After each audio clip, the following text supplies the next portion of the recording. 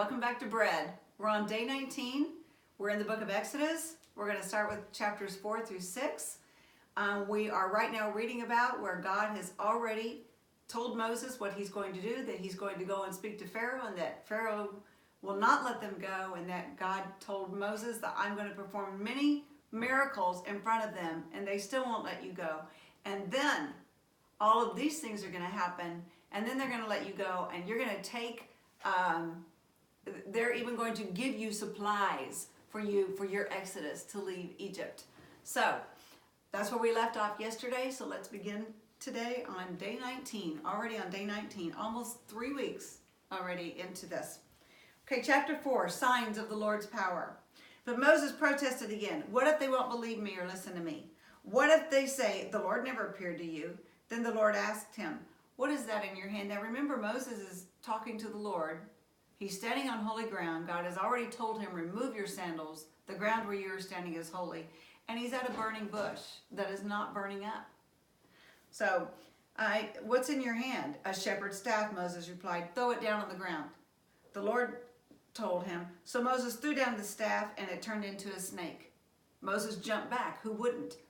Then the Lord told him, reach out and grab its tail. Now that's faith right here, because Moses did it. So Moses reached out and grabbed it, and it turned back into a shepherd's staff in his hand. Perform this sign, the Lord told him. Then they will believe the Lord, the God of their ancestors, the God of Abraham, the God of Isaac, the God of Jacob, really has appeared to you.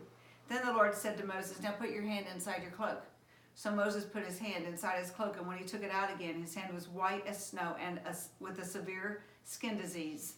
Now put your hand back into your cloak, the Lord said. So Moses put his hand back in, and when he took it out again, it was as healthy as the rest of his body. The Lord said to Moses, if they do not believe you and are not convinced by the first miraculous sign, they will be convinced by the second sign. And if they don't believe you or listen to you, or even after these two signs, then take some water from the Nile River and pour it out on the dry ground. When you do, the water from the Nile will turn to the blood on the ground. But Moses pleaded with the Lord, oh Lord, I'm not very good with words.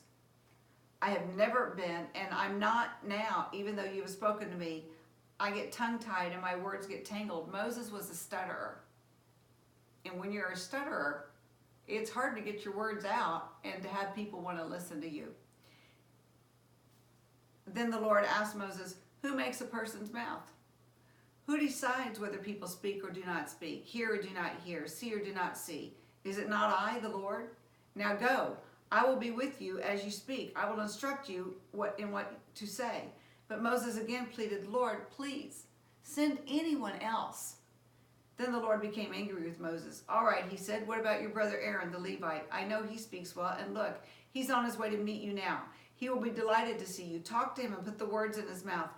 I will be with both of you as you speak, and I will instruct you both in what to do. Aaron will be your spokesman to the people. He will be your mouthpiece, and you will stand in the place of God for him. Ooh, listen to that. Let's just read that again. And you will stand in the place of God for him, telling him what to say. And take your shepherd's staff with you and use it to perform the miraculous signs I have shown you. So Moses went back home to Jethro, his father-in-law. Please let me return to my relatives in Egypt, Moses said. I don't even know if they are still alive. Go in peace, Jethro replied. Before Moses left Midian, the Lord said to him, return to Egypt, for all those who wanted to kill you have died. So Moses took his wife and sons and put them on a donkey and headed back to the land of Egypt. In his hand he carried the staff of God. And the Lord told Moses, when you arrive back in Egypt, go to Pharaoh and perform all the miracles I have empowered you to do. But I will harden his heart, so he will refuse to let the people go. Then you will tell him, this is what the Lord says. Israel is my firstborn son. I commanded you, let my son go so he can worship me. But since you have refused, I will now kill your firstborn son. On the way to Egypt, at a place where Moses and his family had stopped for the night, the Lord confronted him and was about to kill him.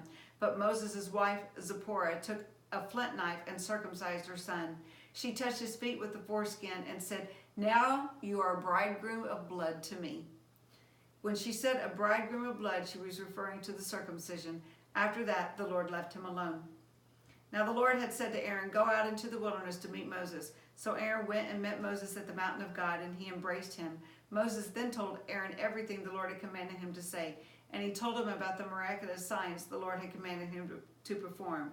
Then Moses and Aaron returned to Egypt and called all the elders of Israel together. Aaron told them everything the Lord had told Moses, and Moses performed the miraculous signs as they watched. Then the people of Israel were convinced that the Lord had sent Moses and Aaron. When they heard that the Lord was concerned about them and had seen their misery, they bowed down and worshipped. Chapter 5. After this presentation to Israel's leaders, Moses and Aaron went and spoke to Pharaoh. They told him, "This is what the Lord, the God of Israel, says. Let my people go, so they may hold a festival in my honor in the wilderness." "Is that so?" retorted Pharaoh. "And who is this Lord? Why should I listen to him and let Israel go? I don't know the Lord, and I will not let Israel go." But Aaron and Moses persisted. "The God of the Hebrews has met with us," they declared. "So let us take a 3-day journey into the wilderness so we can offer sacrifices to the Lord our God. If we don't, he will kill us with a plague or with the sword." Pharaoh replied, "Moses and Aaron, why are you distracting the people from their tasks? Get back to work. Look, there are many of your people in the land, and you are stopping them from their work." That same day, Pharaoh sent this order to the Egyptian slave drivers and the Israelite foremen: "Do not supply any more straw for making bricks. Make the people get it themselves, but still require them to make the same number of bricks as before. Don't reduce the quota. They are lazy." That's why they are crying out, "Let us go and offer sacrifices to our God." Load them down with more work. Make them sweat. That will teach them to listen to lies. So the slave drivers and foremen went out and told the people, "This is what Pharaoh says. I will not provide any more straw for you. Go and get it yourselves. Find it wherever you can, but you must produce just as many bricks as before." So the people scattered throughout the land of Egypt in search of stubble to use as straw. Now imagine how much they were having to work. Even double, I imagine, their workload, because now then they don't have that before them. They have to go and find the materials for it. Meanwhile, the Egyptian slave drivers continued to push hard. "Meet your daily quota of bricks, just as you did when we provided you with straw," they demanded. Then they whipped the Israelite foremen they had put in charge of the work crews.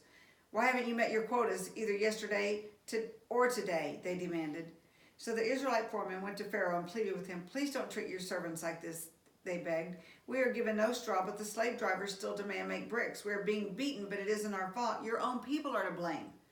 But Pharaoh shouted, "You're just lazy. Lazy, that's what you're saying. Let us go and offer sacrifices to the Lord. Now get back to work. No straw will be given to you, but you must still produce the full quota of bricks." The Israelite foremen could see that they were in serious trouble when they were told, "You may not reduce the number of bricks you make each day." As they left Pharaoh's court, they confronted Moses and Aaron, who were waiting outside for them. The foreman said to them, "May the Lord judge and punish you for making us stink before Pharaoh and his officials. You have put a sword into their hands, an excuse to kill us." Then Moses went back to the Lord and protested, "Why have you brought all this trouble on your own people, Lord? Why did you send me? Ever since I came to Pharaoh as your spokesman, he has been even more brutal to your people, and you have done nothing to rescue them." Chapter 6. And this is the promise of deliverance. Then the Lord told Moses, "Now you will see what I will do to Pharaoh. When he feels the force of my strong hand, he will let the people go. In fact, he will force them to leave his land."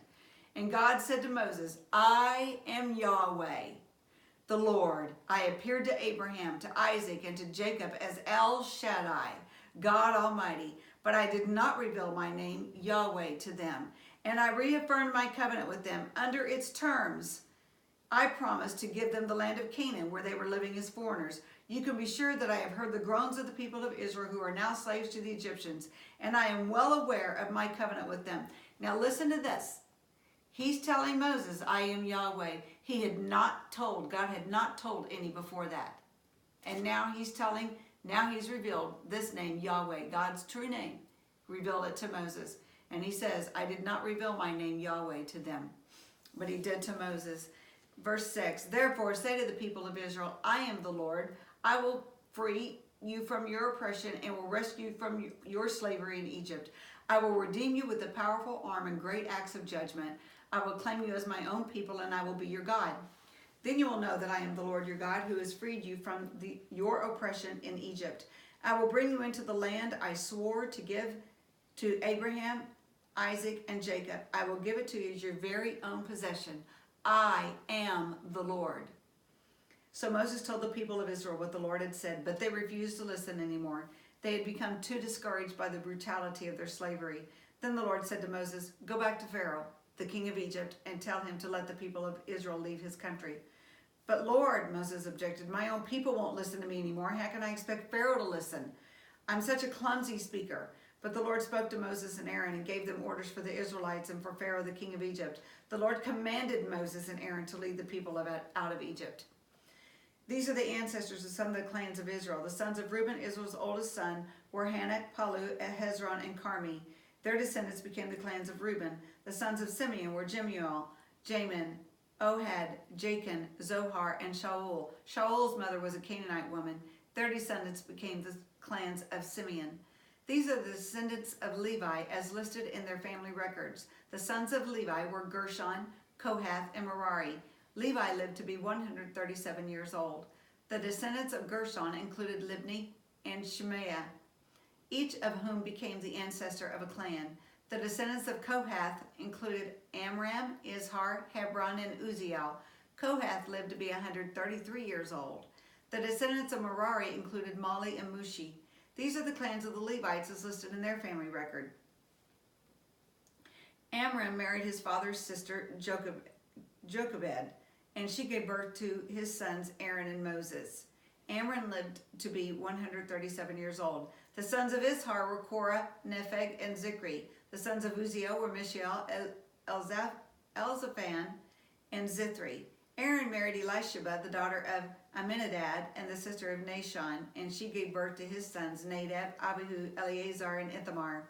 The sons of Korah were Asher, Elkanah, and Abiasaph. Their descendants became the clans of Korah. Eleazar, son of Aaron, married one of the daughters of Putiel, and she gave birth to his son Phinehas. These are the ancestors of the Levite clans listed according to their clans. The Aaron and Moses named in this list are the same ones to whom the Lord said, "Lead the people out of the land of Egypt like an army." It was Moses and Aaron who spoke to Pharaoh, the king of Egypt, about leading the people of Israel out of Egypt. When the Lord spoke to Moses in the land of Egypt, he said to him, "I am the Lord. Tell Pharaoh, the king of Egypt, everything I am telling you." But Moses argued with the Lord, saying, "I can't do it. I am such a clumsy speaker. Why should Pharaoh listen to me?" And we've just completed day 19.